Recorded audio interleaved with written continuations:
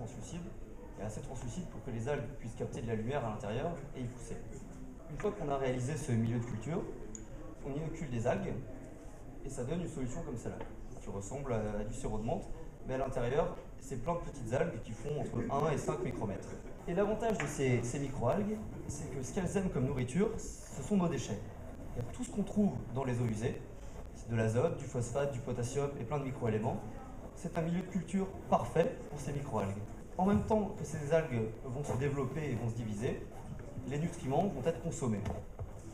Et en bout de course, on se retrouve donc avec, après avoir récolté nos algues, d'un côté de l'eau propre, épurée. Évidemment, c'est pas de l'eau potable, mais c'est de l'eau qui a de la qualité d'eau de pluie. C'est-à-dire qu'on peut l'utiliser pour le nettoyage, pour arroser les jardins. Et on pourrait aussi l'utiliser pour le système des chasses d'eau s'il y avait un double circuit. Mais ça n'existe pas en Europe, parce qu'il faut savoir qu'en Europe, on se paye le luxe d'avoir des chasses d'eau qui sont alimentées avec de l'eau potable, ce qui est assez incroyable. Mais maintenant, dans plein de pays, on commence à développer des doubles systèmes. Du coup, on pourrait utiliser cette eau-là pour le système des chasses d'eau. Et de l'autre côté, on se retrouve avec les algues qu'on a récoltées, qui sont ce qu'on appelle de la biomasse. C'est des algues très grasses qui contiennent entre 30 et 40% de lipides. Et ces algues, on peut les valoriser de différentes manières. Soit en énergie, en les méthanisant par exemple. On va les mettre dans un méthaniseur et des bactéries vont les digérer, ce qui va produire un dégagement de méthane, une forme d'énergie. On peut aussi faire sécher ces algues et obtenir des granulés comme ceci, qui ont à peu près le même PCI, le même pouvoir calorifique que le charbon, et qui peuvent être utilisés dans des chaudières à biomasse, qui sont un peu plus rares que les chaudières habituelles et un peu plus chères, mais ça fonctionne très bien.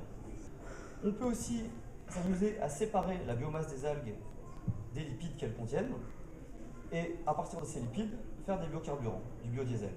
Et on peut aussi, tout un des rapports avec l'agroalimentaire, utiliser directement ces algues pour l'alimentation, en faire des tourteaux qui peuvent être utilisés pour l'alimentation humaine ou pour l'alimentation animale. Nous, en Europe, on ne mange pas encore beaucoup d'algues comme ça, mais il faut savoir qu'au Japon, l'algue qu'on cultive, qui est la chlorelle, a été nommée aliment national, parce que c'est très très bon pour la santé, c'est plein d'antioxydants, et c'est bon pour le corps. Et la dernière valorisation possible, c'est d'aller chercher dans ces algues des molécules d'intérêt, qu'on appelle à haute valeur ajoutée, qu'on va pouvoir ensuite vendre aux entreprises pharmaceutiques, comme des antioxydants, la staxanthine ou des pigments, comme la chlorophylle. Donc, je vous ai présenté les deux intérêts de notre système, donc dépollution de l'eau et production d'énergie, mais l'intérêt principal du système est qu'il ne prend pas de place au sol, et donc il ne rentre pas en concurrence avec l'alimentation.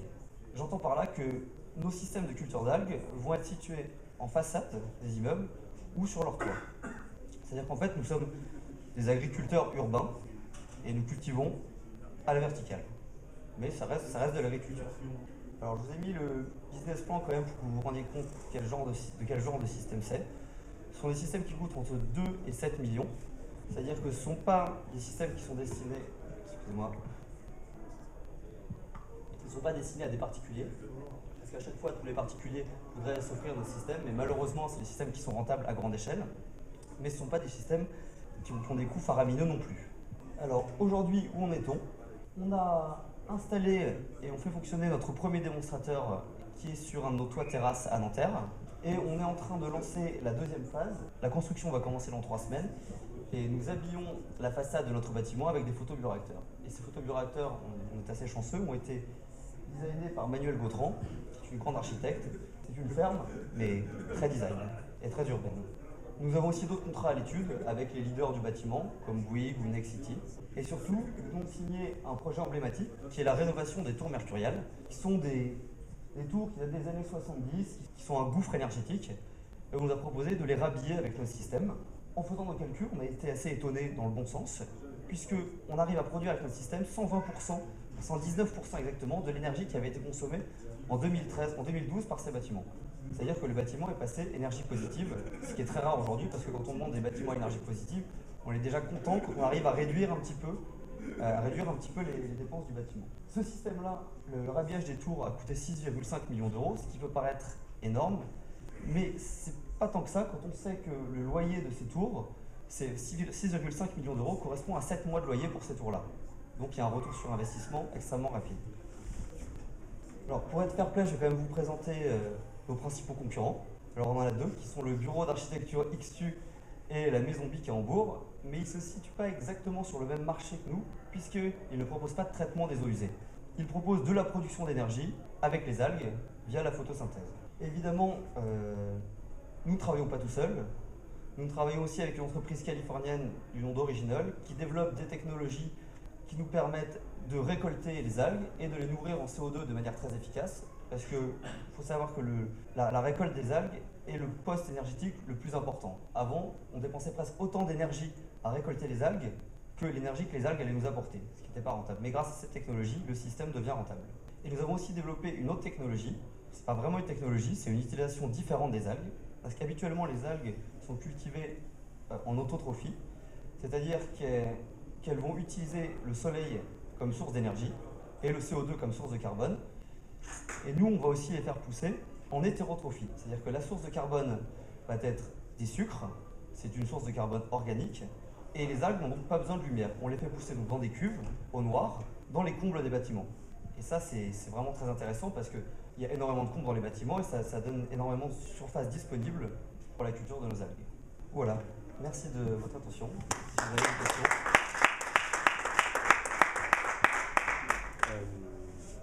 Par rapport au business model, notamment par rapport à vos clients, si on reprend par exemple Bouygues, comment il va rentabiliser son investissement? Il va revendre l'énergie produite? Il va revendre les granulés? Ou il va comment il... Non, nous, en fait, on vend des systèmes clés en main. Et après, c'est le client qui, justement, se retrouve avec cette énergie ou cette biomasse et il la valorise de la manière qu'il veut. C'est pour ça qu'on propose, justement, différents business plans, différents types de valorisation.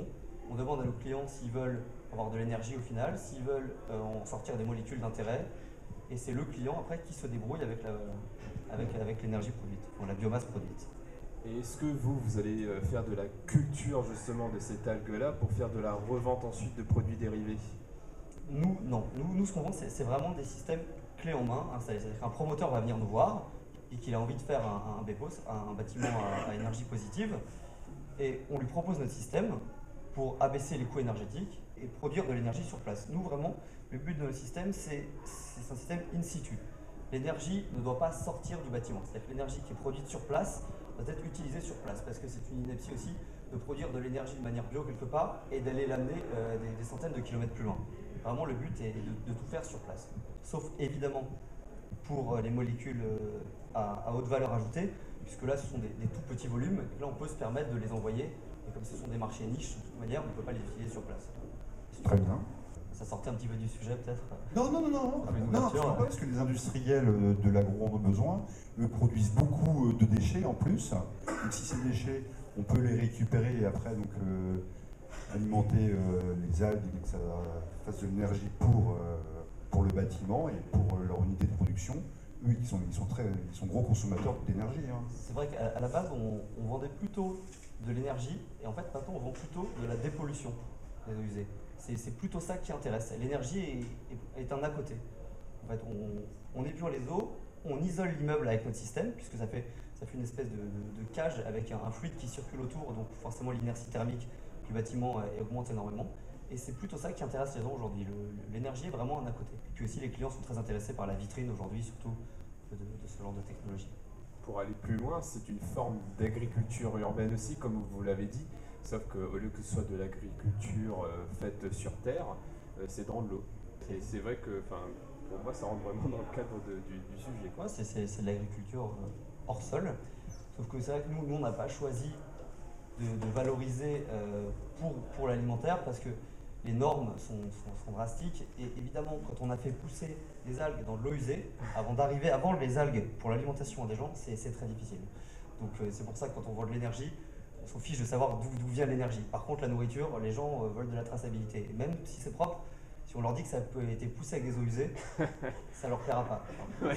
Si les gens voyaient du lisier de porc ou les agriculteurs en Bretagne, ça serait pareil. Mais ça, c'est psychologique. On ne peut pas leur vendre ça. C'est vrai.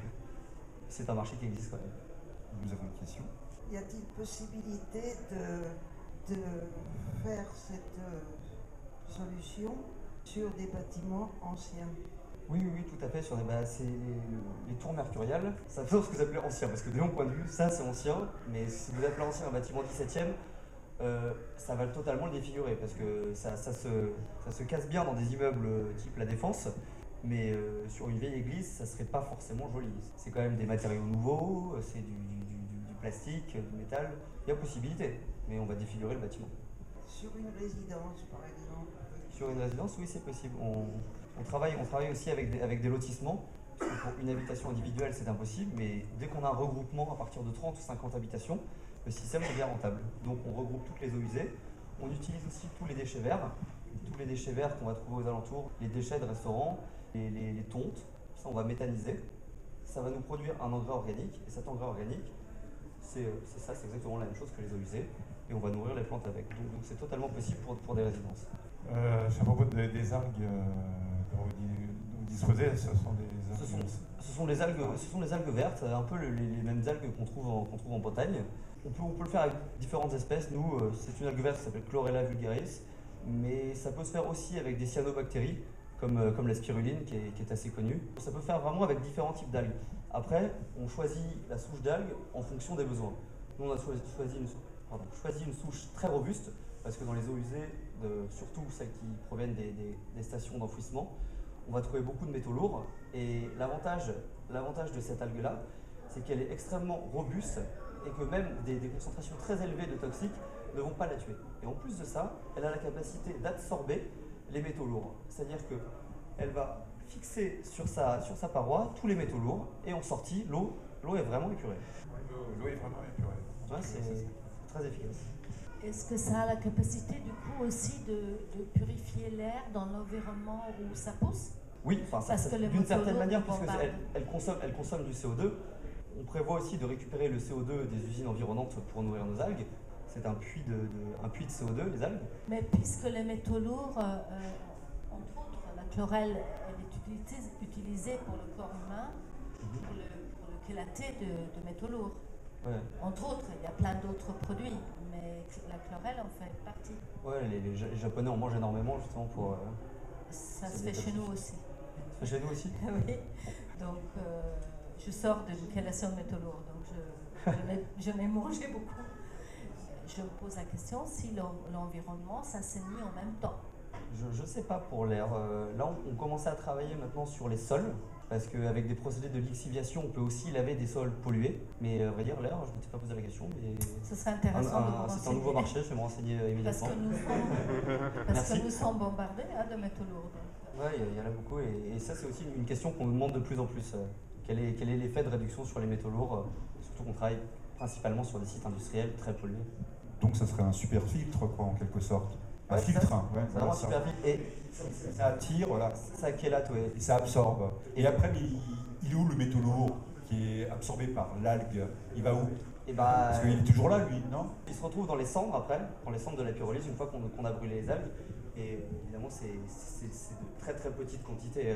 Et l'avantage qu'ont même ces algues, c'est-à-dire qu'elles vont même chélater les métaux lourds, même lorsqu'elles sont mortes. C'est-à-dire qu'on peut prendre des algues mortes, en faire un filtre et faire passer de l'eau à travers, et les métaux lourds vont tous rester chélatés aux algues. Qu'est-ce que deviennent ces métaux lourds? 80-90% vont rester chélatés, et donc après on les retrouve dans les cendres de combustion. Mais il y a une petite partie qui va être envoyée dans la vacuole de l'algue, et donc là, au moment de la lyse de la cellule, forcément ça va se retrouver dans notre eau. Et le but, c'est justement d'essayer, nous, quand on réalise notre extraction d'algues, de le faire le plus proprement possible, sans casser les cellules du tout, pour se retrouver avec les métaux lourds dans les algues et pas dans l'eau. Et ces algues deviennent quoi après? Ces algues sont brûlées et on les retrouve dans les cendres des chaudières.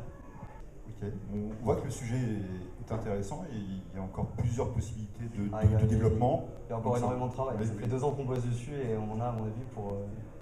Oui, ouais, Mais d'accord. c'est ça qui est intéressant en même temps. Ben oui, absolument. Ben, encore une boîte française, le Made in France, hein, encore. Hein. Et par rapport à l'export, vous êtes comment? Vous êtes où? Vous êtes que national ou bien vous êtes déjà...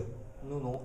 International, Ah, vous avez déjà des marchés on se refuse aucun marché pour Oui, l'instant. Il y a les Émirats arabes qui viennent beaucoup vers nous parce qu'ils sont envahis par leurs eaux usées et qu'ils n'ont pas prévu le traitement de l'eau. Donc les Émirats arabes viennent vers nous beaucoup. Sinon, ça reste plutôt en Europe. Les Américains ne sont pas encore prêts à ça, ils sont avec leur bon jus de pétrole. Il va leur falloir encore quelques années pour s'y faire. Et quelle différence il y a entre cette méthode-là et la phytorestauration?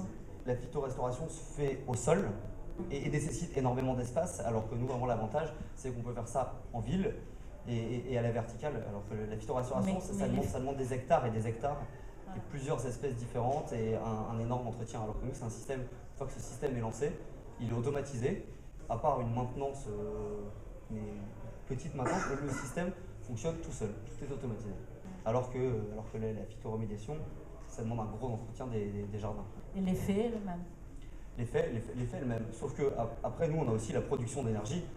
L'effet est le même pour l'épuration de l'eau. Après nous il y a toute la partie valorisation de la biomasse, production d'énergie qu'on ne retrouve pas avec la phytoremédiation évidemment. C'est faire passer les eaux usées dans des champs dans lesquels il y a des plantes type bambou qui vont absorber tous les polluants. Au moment où le rejet arrive dans une rivière ou dans un fleuve, il est propre. C'est le même concept, sauf que c'est avec des plantes. Voilà, c'est le même concept, sauf que c'est à plat et avec des plantes hautes. D'accord. Très bien, je pense qu'on a fini la série des questions-réponses pour cette présentation. Merci.